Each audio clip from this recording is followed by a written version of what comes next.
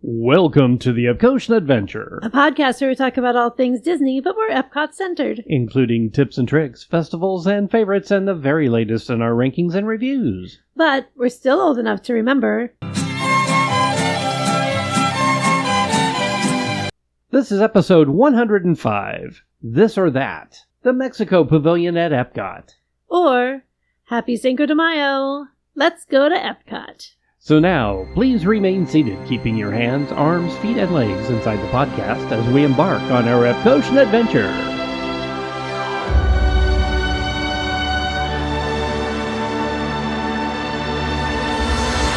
We call it Epcot.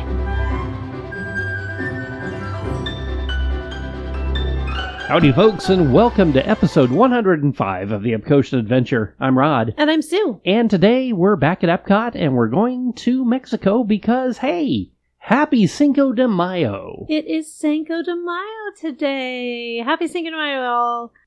That, of course, just means happy May 5th, the day after Star Wars Day, which is, of course, May 4th. May the 4th be with you. I hope you all had a great May 4th yesterday. And tomorrow is Star Wars Day 2, Revenge of the Sith.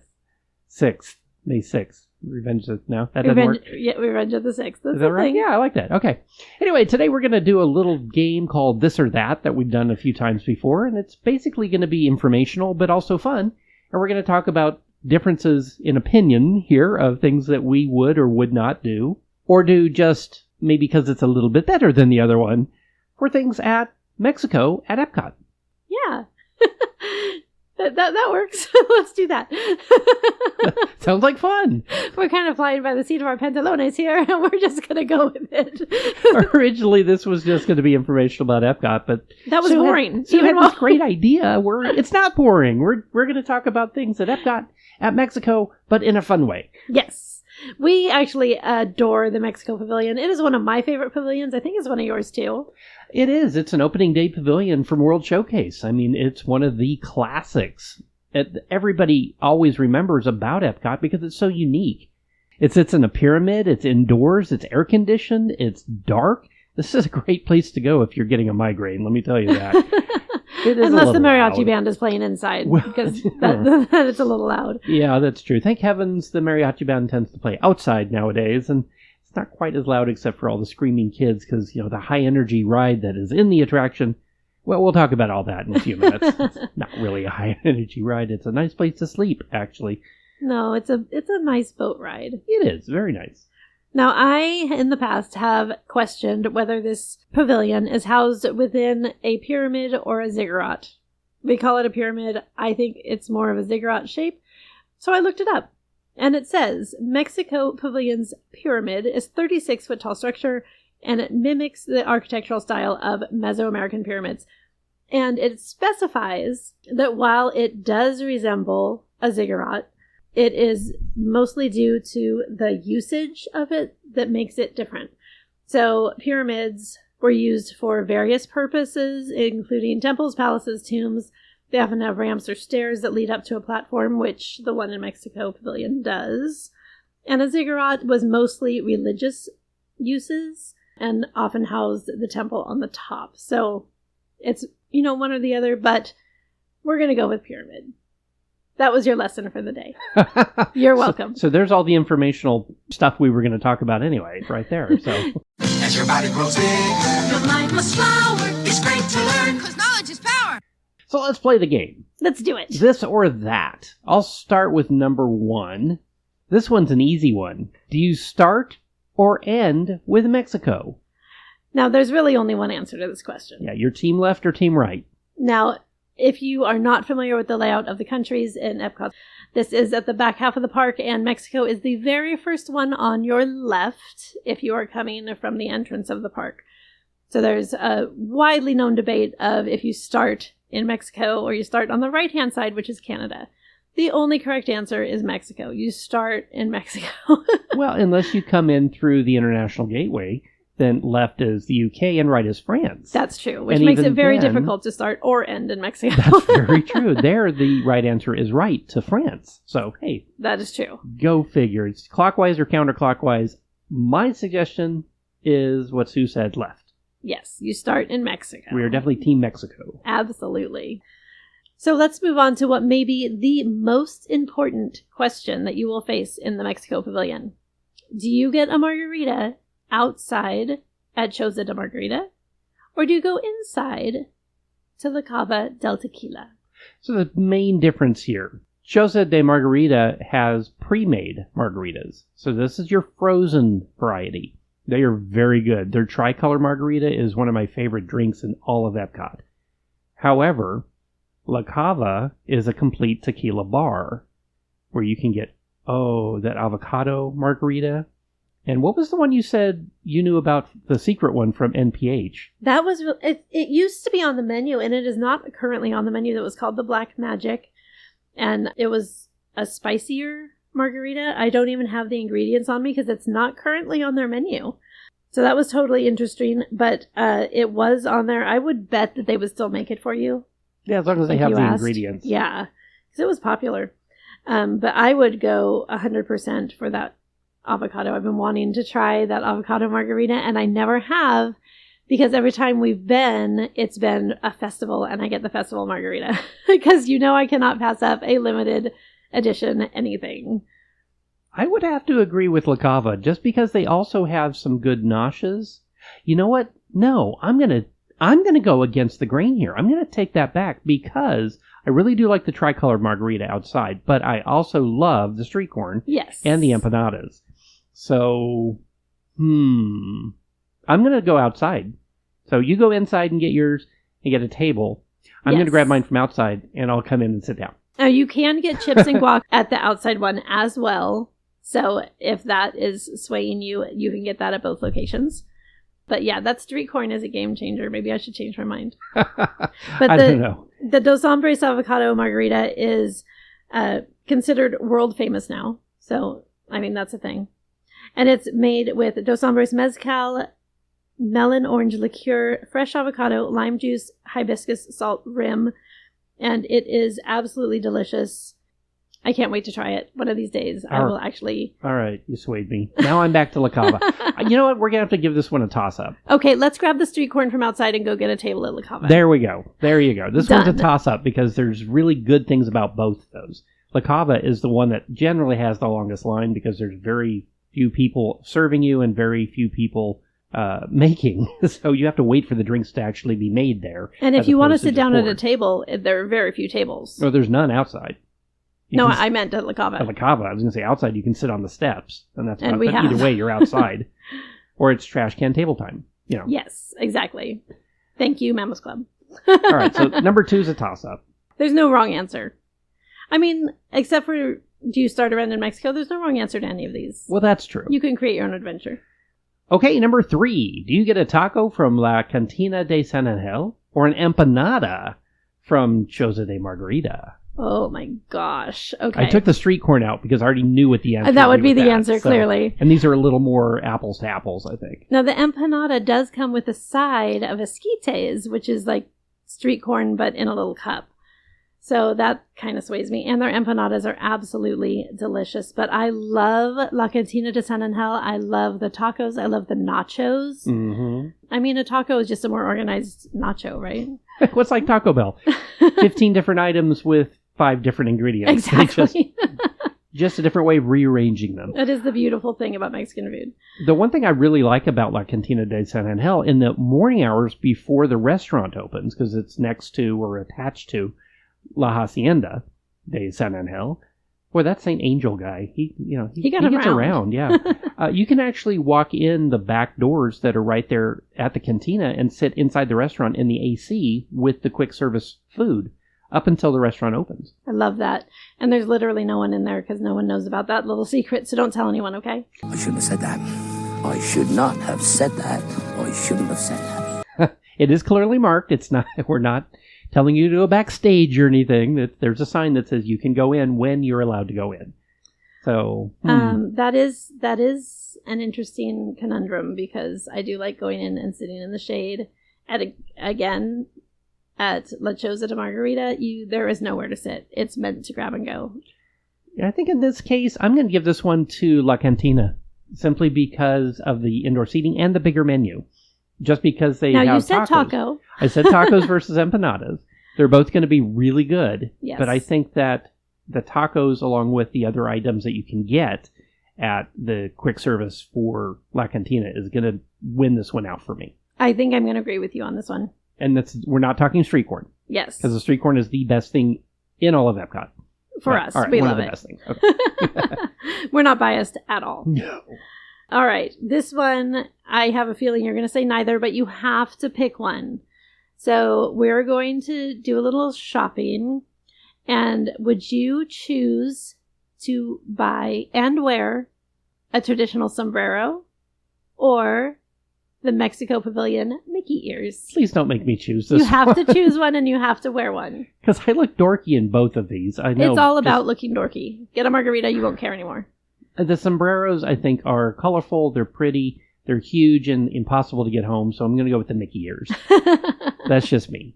There are other hats available inside the merchandise shop, inside the pyramid. Oh, yes. But if we're talking just these two, I'm going to go with the Mickey ears. I love the country-themed Mickey ears. And as much as I love to do a selfie or a photo with the sombreros, again, getting them home, what do you do with them? How do you get them home? How many fiestas are you going to go to? Or Yeah, quinceañeras? I mean, we do one at work every year. Maybe Well, all that's the right. thing. But I could also wear my Mexico Mickey ears for that. So I'm going to also choose the Mexico Mickey ears. Okay, here's my favorite question of all. Would you rather do El Rio del Tiempo, Oh, no. which is the original attraction in the Mexico Pavilion, or La Gran Fiesta Tour, which is the current version of the boat ride attractions? So in the back of the pavilion is a boat ride. It's about 10, 12 minutes long, and it used to be the history and the traditions and the views of Mexico as a pavilion, as a country. And now you're looking for Donald because he got away from Panchito and Jose Carioca, and they have a concert to perform in the park. So which one would you choose? For me, this is a no-brainer. I would absolutely choose Gran Fiesta. I love Gran Fiesta. I think the Three Caballeros are adorable. I love the Donde Está Donald going all the way through the attraction. I do miss Plant Donald. I would choose that version, as you've heard us say on many an occasion. But even when he's there, it's an adorable attraction. The fireworks on the ceiling, the celebration of Dia de los Muertos, it's just super fun. The original attraction, we used to ride because it was one of the few rides in Mexico. And it was indoors and or in air Epcot. conditioning. Yeah. And indoors in Epcot. But that song, you heard it in our opening. It is an earworm, but not like in the good way. Not even as good as like It's a Small World. There was something that was just not good about the original song. To be honest, it just, once it was in your head, it wouldn't leave. True. So I would definitely choose, and let's just mention real quick that original attraction, I don't know how the Mexican government said, yes, please have this represent our culture. Oh, yeah, the market scene. It was awful. It was so Here, cringy. buy, It was cringy.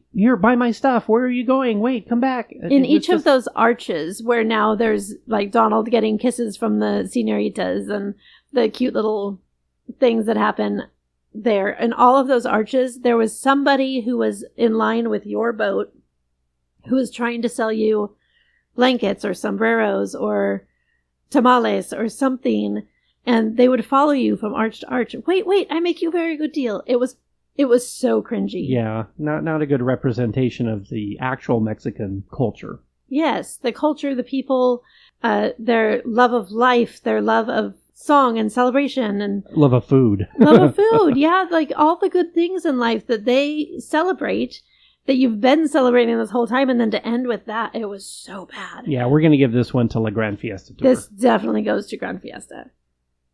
Next up, let's go back to the shopping, because I love to go shopping. Yay. And this is one of my favorite things. This isn't really a this or that so much. There is a store within the Plaza de los Amigos, which is what that little group of stores is called, the nighttime marketplace that's happening inside the festival. And they sell carved animals. Oh, the Oaxacan wood carvings. They are gorgeous. They're brightly colored like alebrijes. Am I saying that right? That sounds right. From Coco. Yes. Yeah. When Dante turns into the brightly colored animal in the other world, afterlife, all of these alebrijes, they were originally made in Oaxaca, Mexico by the Jimenez family, and they're carved out of a certain type of wood. It's copal or copal. I'm not sure how to say it, but it's a very specific wood crafting ornament. And they're made, each one is unique. There's no duplicates, and they each have their own like personality. So which one of these animals would you choose to bring home with you? The Animales Fantasticos. Yes. I narrowed it down to either an armadillo or a bear. Nice. So a bear is kind of my animal. That's the one I kind of identify with. I've been a lead at Country Bear Jamboree. I've got a bear picture and bears hanging all over my when you did house Grizzly here. Rapid Run, Grizzly Run Rapid. What about Grizzly? Didn't you work on a Grizzly? Did not work on Grizzly. I used to schedule people for Grizzly, but I did not work on Grizzly. What's the name of the attraction? Grizzly River Run. Thank you. Grrr. I had the grr part. I just couldn't get the right words. I did not actually work that attraction. No. Oh, I totally thought you did. Lots of friends that did, but I did not myself. Anyway. But that was a bear. Yeah, and after we took a little trip yesterday to Kansas City and found out that there are more dead armadillos than live armadillos in the state of Missouri right now. They are everywhere right now. I don't know Yeah. what's going on. You poor things. Watch where you're going. As much as I love the armadillos and they're so cute, I'm going to go with the bear. I like it. That's kind of what we already collect here in the house, and I think that would be just another good example of, collectible art from Epcot. I like that. What about you? The selection does change because they are all unique. They are all individual. So you never quite know what you're going to find. If there was a dragon option, I would 100% get a dragon. I don't know if that is relevant to the Mexican culture or if that would not be a selection. So if that was not, looking through the pictures, I really liked the turtle. Was very cute. His shell was all bright and orange and had decorations on it and flowers, and he was really cute. So I might go that route, or maybe a llama, because I do like llamas. Can't go wrong with a llama. I know, right? Yeah, I'm a llama again! Wait. So I would probably pick each one up and see which one spoke to me at the time. All right, the seventh thing that we've got, this or that, is going to be, do you go up to the Mirror de los Muertos and create your own skeleton, which is in the entryway for the pavilion, and you get to create your own skeleton based on things from Coco? Or do you go over to KidCot and color a card with Donald hitting a piñata with his nephews? Oh, those are fun options. So think like a kid for a bit. I always do. I love that they have KidCot. Each country has its own KidCot activity. Some of them are free. This one happens to be one of the free ones. You can sit there with your kid and they can color a card and learn a little bit about Mexico, talk with someone from Mexico, ask them questions. It's a very cute activity. The Mirror de los Muertos, I've done a couple of times in the past. You get to select like what your skull looks like and what you're wearing and if you have a hat on and like all these different features to create your own skeleton for Dia de los Muertos. And it's very cartoony. It's not creepy. And it's really fun. That's actually a little frustrating to me because it's on a timer. Yeah. So I end up flipping through all the options, and by the time you flipped through, it's done waiting for you, and it's kind of selected one. So Yeah. You do get to save it, though. If you have your Magic Band, you can save it to your account. Oh, I think you can. Yeah. Yeah, that's fun. I love Dia de los Muertos. I think it's a really neat holiday, a way to celebrate and remember those who have passed before you. I think that's a really neat tradition. And as much as I do love coloring, I think if I were at Epcot, I would choose the Mirror de los Muertos. Nice. What would you do? I think I would do KidCot. Nice. The skeletons kind of freak me out. That's fair. Yeah. Next, we're going to go back to a food question because we do love our Mexico food. So, are we going to go have some nice lunch at La Hacienda de San Angel, which is the outside location located right on the lake? It's a beautiful, beautiful location to eat lunch. Or are we going to stay inside the pavilion and go to San Angel Inn? And this is located also on the water, but it's on the fake water of the boat ride. No, and the water's real. well, that's true. The water is real. But it's not outside. And it is in the air conditioning and near the volcano that erupts occasionally. Now, we've eaten at both as a family, as a brother, sister, With several friends, times. yeah. Yeah. I prefer the menu at San Angel Inn, the one inside the Mexico Pavilion. And I also enjoy it more because they've recently moved the tables further apart, which you're not sitting right on top of your next door neighbor anymore, which is really nice. Something good came out of the closure, and this was one of those. You're inside, it reminds me of Pirates of the Caribbean or the Blue Bayou Restaurant or Captain Jack's at Disneyland Paris. And it's air conditioned and it's darker.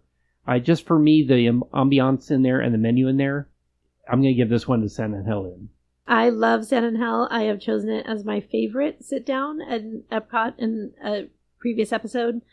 And that was not by mistake. We loved it there. It is a little divisive. We have heard people not have great experiences there. Totally get it. But for us, it's always been a winner.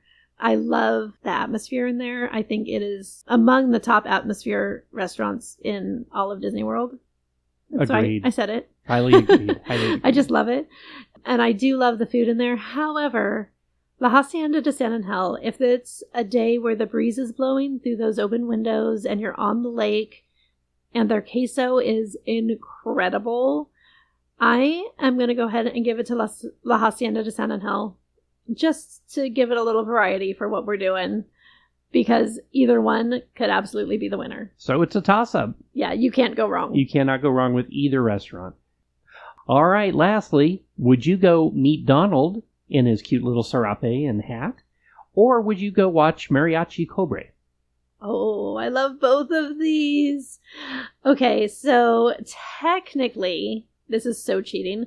Technically, you can meet Donald and listen to Mariachi Cobre because they're right across the way. But since that is not the intent of the question, oh my gosh. Okay, this is really hard because Donald is in his super cute serape sombrero. He's adorable. He's also meeting in the shade, which is nice. I like that. He has his own little location. It's over to the right of the pyramid if you were looking at it straight on. He has his own location over there. But Mariachi Cobre is very talented. They've been playing since day one of Epcot. That's amazing to me. I think they may be the only live entertainment that has survived and has been there since day one. There may be a few others. But I want to say the drummers in Japan. Oh, the taiko drums. Yeah. But I honestly right. don't know that for sure. But so much of it has gone away. And they are still standing, they're still kicking, and they're still amazing. Yeah, I'm not a huge mariachi fan, but I really like watching Mariachi Cobre. I do too, same. But I'm going to pick Donald, because I love a good meet and greet, and he is so cute. When you can get the characters in their unique outfits that you can't get anywhere else, to me that's a win, because you know exactly where you were that day. You know exactly who you were meeting, who you were with. It's a memory that you take with you. I'm going to pick the photo up. I'm going to go with you. I am just not enough of a mariachi fan. I do like Mariachi Cobre. They're amazing, but I'm going to give it to Donald. And ideally, we're hearing them across the way as we get our photo with Donald. Exactly. We're cheating. We are totally cheating. Well, folks, that's This or That at the Mexico Pavilion at Epcot. Just a quick little informational tour around the pavilion and things that are there and things that you can do. If we missed something, let us know down in the comments. And we want to know what your favorite thing to do in the Mexico Pavilion is. What did we choose wrong? Nothing, obviously. But what would you have chosen differently? And what is your favorite thing to do? We want to know what you love about the Mexico Pavilion. Before we go, we'd like to give a big thank you to our theme music composer, Jason Patrick Rowan, whose music is licensed through Pond 5. And of course, thank you, Phoenicians. Thank you, Phoenicians. And don't forget to rate, review, like, share, and subscribe. It really does help other people find us. You can find us on social media on Instagram, Facebook, and YouTube, and wherever you listen to podcasts. The Epcotian Adventure is a $1,000 brunch production and a proud gold member of D23. Thanks for joining us today for episode 105 of the Epcotian Adventure. I'm Rod. And I'm Sue. And we'll see you in line. Adios.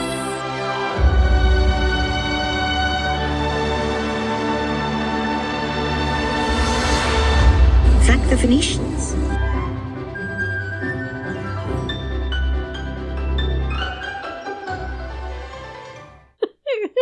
Mexico Day. Happy Mexico Day. Yeah, that's.